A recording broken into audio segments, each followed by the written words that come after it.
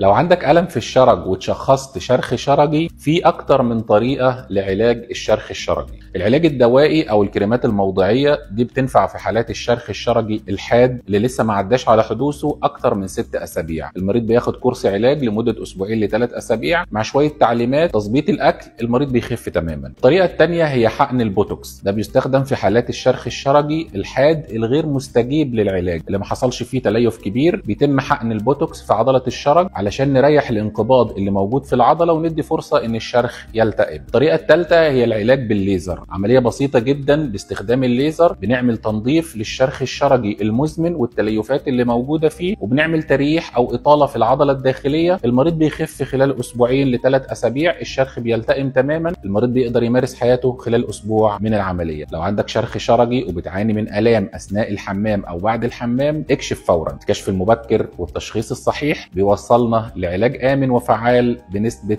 100%.